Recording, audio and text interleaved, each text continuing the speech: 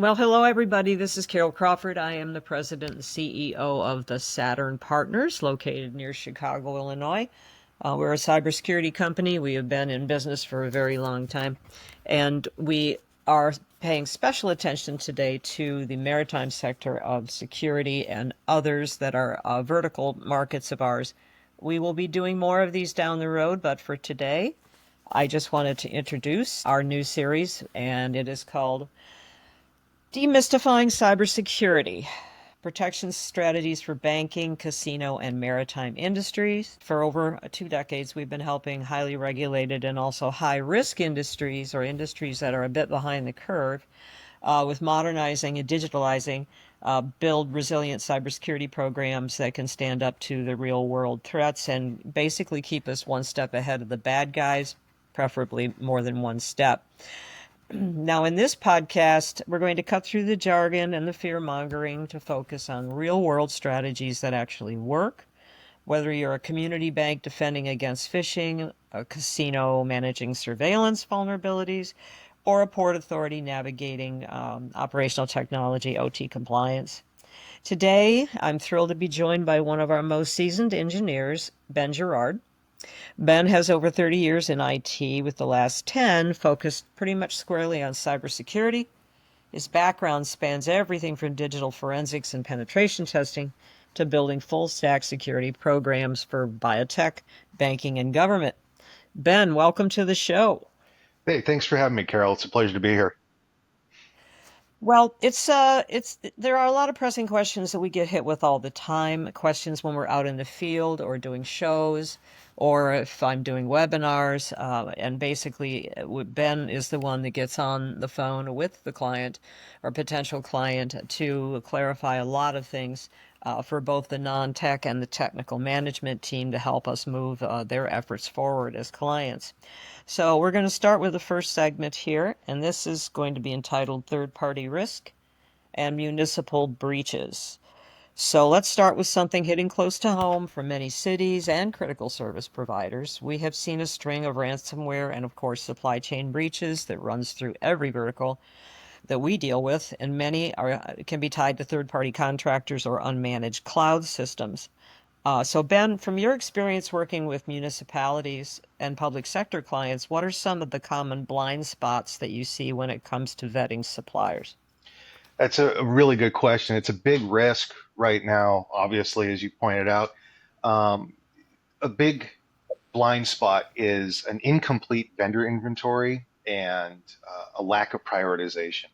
So if you don't know who your critical members of your supply chain are, it's hard to increase your monitoring on those members of your supply chain. And also, if you don't know the entire landscape of your third party roster, then you don't know where the risks where all your risks are coming in.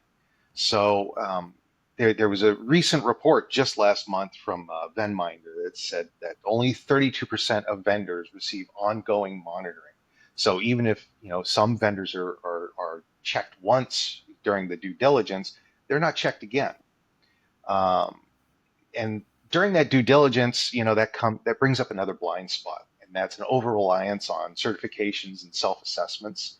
So a lot of nascent or under matured TPRM, third party risk management programs, uh, try to just check the box quickly by finding a SOC 2 Type 2 or an ISO 27001 certificate, and they mark it good and go on.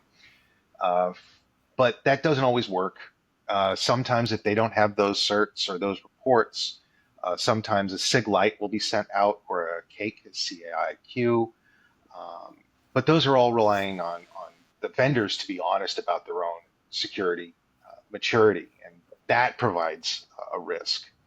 Um, so building that up and having multiple layers of checking and verifying on that layer of the assessing each of those vendors in your TPRM landscape is a big step up. And then, as you were evaluating and assessing those new vendors that are looking to onboard to get into B2B relationships with you. Uh, the other risk is that there's poor visibility into nth party. So, you know, the vendor you're talking to might have a SOC 2 type 2, maybe, or they might just come back and say the SIG light is looking really good. That's great, but what do their vendors look like? And maybe their vendors, even if they are being reviewed on a regular basis, maybe some of those nth parties to your third party have vulnerabilities. How many had solar winds, right? And that was a major supply chain challenge for a lot of organizations. The other issue is that static assessments. Once they're assessed, once that contract's signed, then automatically that assessment starts going stale. So you need to reassess your vendors as you go, meaning that for your critical vendors, for everybody who's in your supply chain that presents a high or critical risk, you know, they need to be reviewed at least annually. Gartner recommends reassessing vendors at least annually, and this requirement falls into line as to what we're seeing in the latest revisions of NIST 853 and the CSF frameworks. Regular reviews based on the vendor's risk classification. And I think the final blind spot is just from a 30,000 foot view, is fragmented oversight and siloed departments that we see in a lot of these larger organizations. Some of them have federated IT or shadow IT, and sometimes the procurement process is a little bit, shooting from the hip or Wild West, and we're not always getting the due diligence that needs to happen in order to get that visibility on your supply chain. So those are the main risks when it comes to vetting suppliers and building a mature TPRM. I see. No, I see. Actually, I was going to ask you if you have an actual checklist or possibly a practical framework that you would recommend when helping organizations assess the cybersecurity posture of their vendors. So the assessment framework can depend on the context of the organization, but usually you've got to follow the same fundamental steps, the pre-assessment triage, right? So what that means is you've got to identify the critical nature, the criticality of the vendor, right? How critical is it to your business process?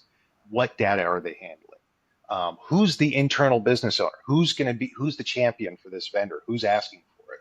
And have they signed their NDA? Is everything in place to start the next phase, which is checking out their foundational security controls? Do they have a security program aligned with NIST, ISO, something like that? Do they perform regular risk assessments? Do they have a vulnerability management program? What's that look like? Are roles and responsibilities within the organization, are they clearly defined? Okay. Do they have an IRP? Do they have a formal incident response process and breach notification plan? Do they test the IRP? Are there annual tabletops, at least annual tabletops, so they know what it looks like when an incident happens, who's going to be doing what based on those roles and responsibilities? What does their tech stack look like for technical controls? Is MFA in use? Where is it in use? If it's not in use, why isn't it? Um, is your data encrypted at rest and in transit? There's very few excuses anymore to not be at TLS v1.2 or better, or encrypting at rest at least AES 256. There's just no reason anymore. So what's going on? Are they doing development? And if they are, do they have a SDLC in place that is robust and is industry standard? Do they have EDR, XDR? Are internal systems segregated to isolate customer environments? Is the business network segregated from the operational network? What's their data and privacy and protection look like? Are there data classifications that they adhere to? Are they bound to GDPR, HIPAA, CCPA, any other frameworks for data privacy? And if they are, Do they have a process to delete or return data when a customer requests it or on contract termination? Then you need to start looking into access and identity controls, right?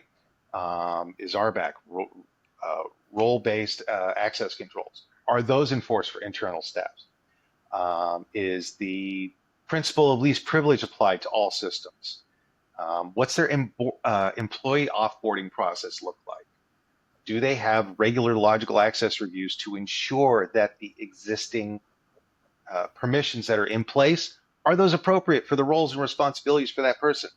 And if they aren't, why not? If they are, and especially this is especially for privileged access. And then are contractors and subcontractors governed under those same controls? What does privileged access management look like for third parties who are providing support, critical support? What does that look like? And speaking of contractors and subcontractors, what does their supply chain hygiene look like? Are they, fully aware of their third-party landscape? Do they assess their vendors and their own vendors? What does that look like? Then, in terms of the next step that I would suggest would be security testing and validation. Does the vendor regularly pen test? Do they have at least an annual pen test? Can they share the results of their pen test? An executive summary of a pen test is completely acceptable. Okay. Do they have a bug bounty or a vulnerability disclosure program? Do they monitor their exposure via a security scorecard or BitSight, something like that? Do they have cyber insurance? Do they support a SIEM or other integrations? And then finally, we get to the documentation side of things. Do they have the SOC 2 Type 2? Do they have the ISO? Do they have the FedRAMP? Do they have a BCP? What's their business continuity and disaster recovery program look like? Again, going back to the tabletops, are they tested? And then finally, their SLAs. What's their RTOs? What are their RPOs? Breach notification windows. These are all sorts of the little checklists that you got to go down to see if that vendor is going to be able to protect the data that they're working with. Okay. Well, that's a huge amount of good information. And of course, we run over these issues all the time, as none of our projects, or no two of our projects, large or small, have the same environments. And sometimes you have clients that have part of these things in place, and sometimes it's like Swiss cheese holes everywhere. So what Ben is saying, I totally agree with.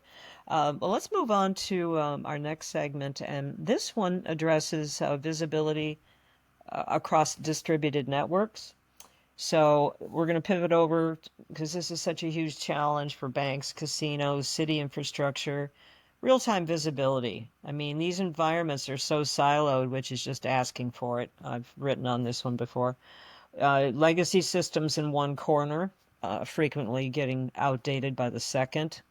Cloud apps in another one, and then often OT is on its own island. So, given all these things, what have you seen work to unify visibility and give security teams, a real true picture of what's going on?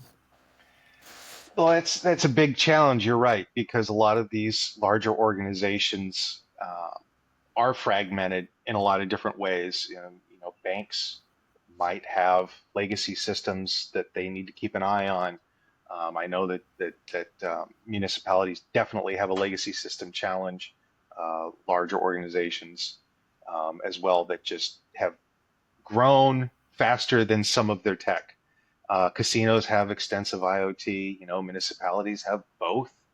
So what's worked best is starting with IT and OT convergence. You're going to be using things like edge gateways or middleware platforms that can translate OT protocols into an IT-friendly format that can be then ingested into your SIEM or your XDR.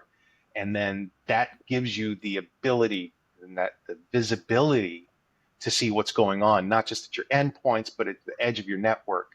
So you're ensured that, certain traffic is not being exfilled or not making calls out to certain places that they shouldn't be making calls out to.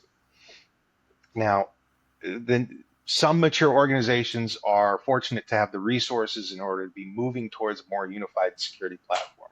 So you've got tools like Splunk or Palo Alto Cortex.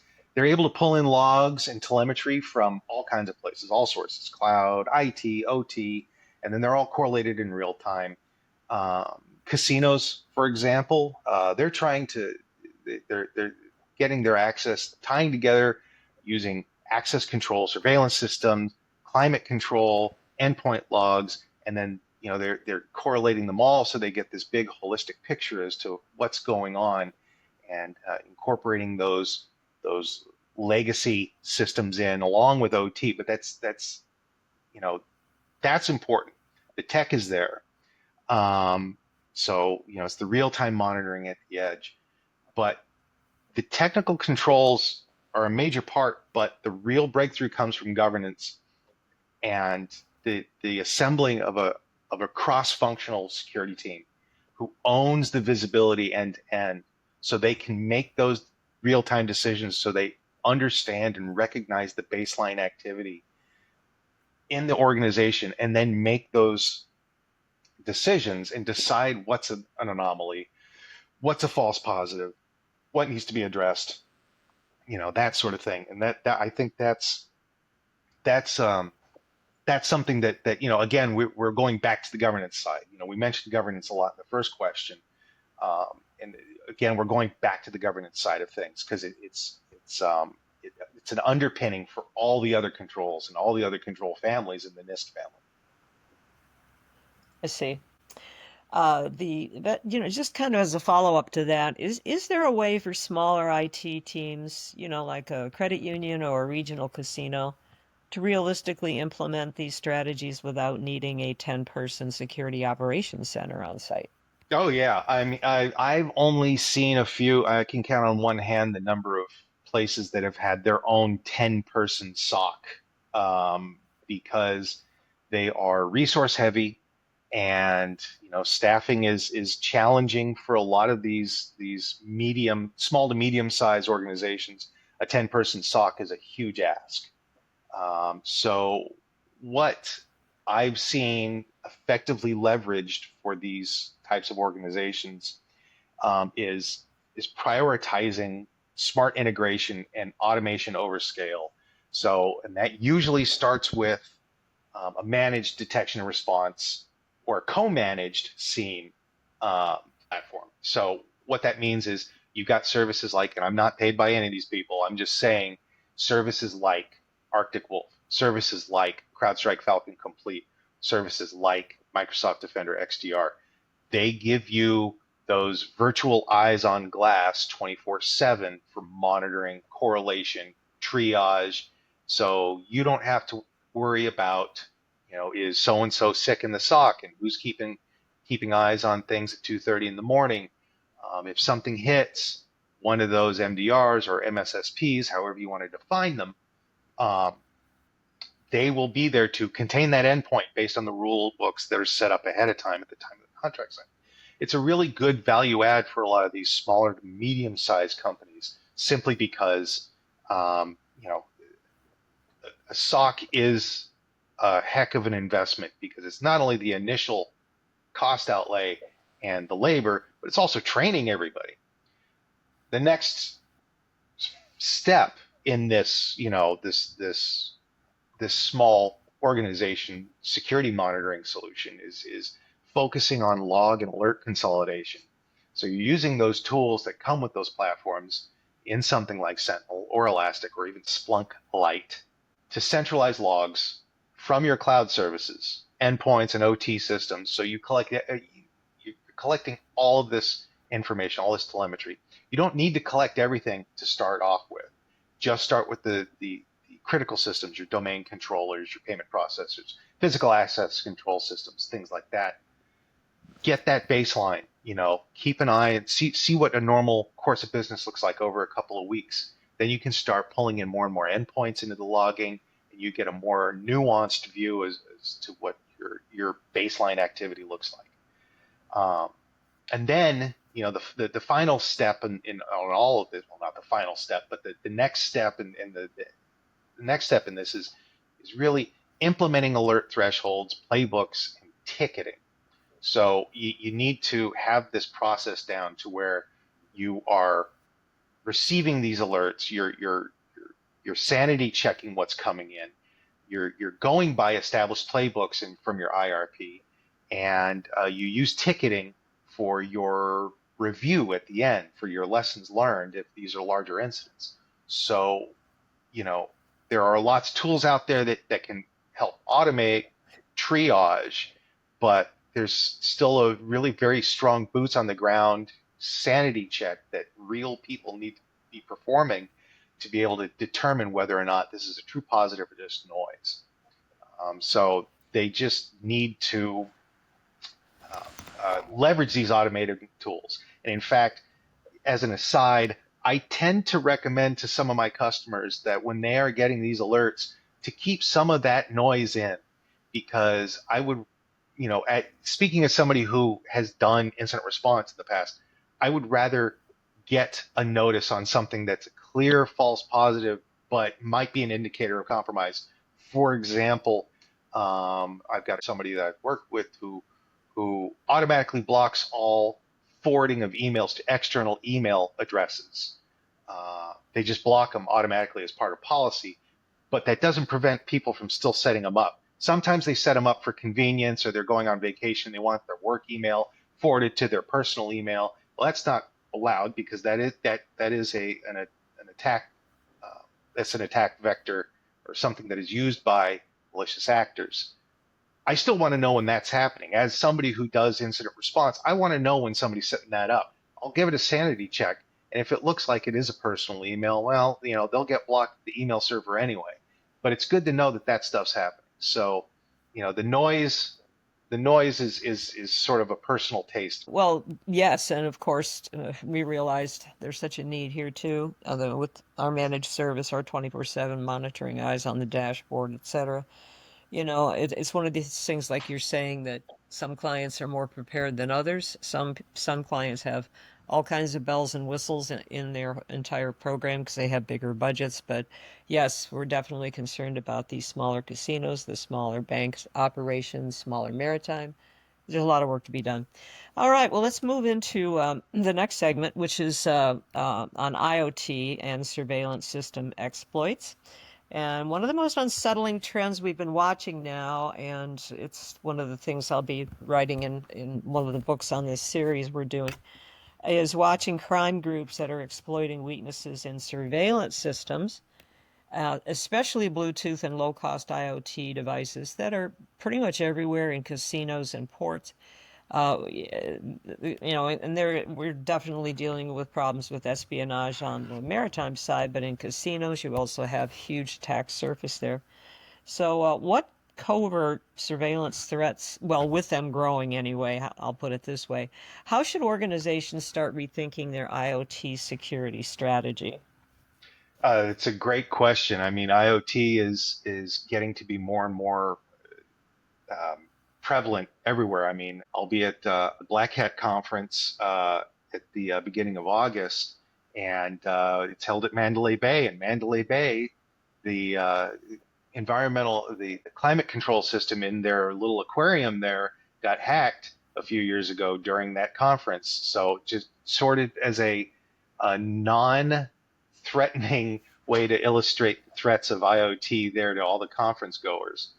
And what that really shows, is that organizations have to stop treating IoT like it's a facility problem. There's this mental segregation that organizations have saying that, well, this is a HVAC controller, or this is a door, this is an access, a physical door access system. This is a facilities thing. This is public works thing. This is not a computer thing. That's not accurate because all of these devices all have firmware. They all have firmware that eventually gets to be vulnerable. They all have to be updated. They all have management software. I mean, when you go to change the climate control program for an organization with a dozen buildings, you're using probably a web terminal to do it that's being run out of a thin web client out of some type of device. Those are not always the most secure platforms. So, stop treating IoT like it's a facility problem and treat IoT like an IT problem. So that, again, we go back to the first question. You need a full inventory. Get that full inventory. Without the inventory, you don't have visibility on what your risk surface looks like, right? Uh, there are a couple of automated tools like, I guess they're Armis and Forescout, things like that. Those can go out and basically automated, fairly low touch, inventory everything on your network that falls into that classification, even the cheap stuff bought by contractors. Um, the next big thing is segmenting all that IoT into its own network. I'm a big uh, evangelist for segmenting networks based on functionality. It seems common sense, but when you get into a lot of these larger organizations that have had some kind of IT program for a while, you'll see that it kind of grows without proper segmentation, which is, not, it's not a crime. It just happens. It's just what happens. So, making segmentation a priority is really important. Bluetooth specific hardening is also really important. If you are rolling out endpoints using a CIS hardened image, which you should be doing, make sure that the Bluetooth is managed, turned off unless it's absolutely critical, because every single endpoint, computer, laptop, now has Bluetooth. And there are Bluetooth vulnerabilities found every week. I've seen just every week my email feed is filled with, there's a new Bluetooth, there's a new Bluetooth, there's a new Bluetooth phone. And then that's, on the technical side of it, along with real-time monitoring, treat IoT like endpoints. Stream their logs to your SIEM. Use anomaly detection to flag devices going quiet or sending unexpected traffic to unexpected addresses, right? You can use, we talked about monitoring the edge, so you can use cost-effective edge gateways like Node-RED or things like that that can be deployed to pull that telemetry in. Finally, and we're back to governance again. Once again, you're seeing a common theme here, going back to governance and procurement hygiene. Stop buying the cheapest stuff and go for established enterprise level IoT providers. So that's, the days of set it and forget it for IoT are long over, and they've been over for a good long while. And it's time to start taking it and seriously and incorporating it like it's a server. I got it. So, no, this is just really important stuff. Just as a little follow-up here, are there certain types of devices or vendor practices that teams should actively avoid or phase out? Absolutely. And this is a big one. It's avoid by all means necessary no name or white labeled IoT devices. Um, they're often sourced from places overseas that you probably wouldn't want to buy critical technology from. When I was teaching my cybersecurity boot camp class for University of California, Davis, I had a number of students who were interested in IoT hacking, and I knew that I had some IPTV cameras that I had purchased off of Amazon for, I don't know, 30, 40 bucks, whatever it was. They were the most popular IPTV type of camera that was out there, and they were instantly vulnerable. They were wildly vulnerable, like right out of the box, and there was no real effective way to update them. And so I just told the class, hey, buy one of these things for 30 bucks, plug it into your home network, and just hack away. Because they're basically what you're putting on for every one of these cameras, you were putting on a vulnerable web server in every single instance on your network. It was wild. So stay away from the white labeled stuff. Stay away from devices with proprietary or closed source firmware or with no real update mechanism for the firmware. Those are just not going to be effective in with a sustainable vulnerability management program anyway. So you're going to want to stay away from those. Um, this is especially critical for Bluetooth devices like beacons and trackers and door locks, because those are the ones that are frequently vulnerable to the exploits that I've mentioned, like Bluetooth and knob and bluffs. Those are all ones that are subject to those types of attacks. So that also means avoiding consumer grade smart devices in your enterprise context. So don't buy an Amazon Ring, or don't get Nest devices, or don't use Wise cams if you can at all avoid it, because they are meant for a completely different market, uh, and not for ones that are supposed to be running a mature security program with a mature vulnerability management program. You can't log from them. You can't automate updates. They're really not ideal for enterprise management. And then I see. I think really the last thing that the last high level thing that organizations should avoid with IoT is legacy devices with default credentials or insecure web interfaces, like the white labeled cameras that I mentioned. Those old school web interfaces for administration are they're not safe, and there are too many other options out there that you can implement that are secure. They cost more, yes they do, but you get what you pay for in terms of sustainability, adaptability, and maintainability.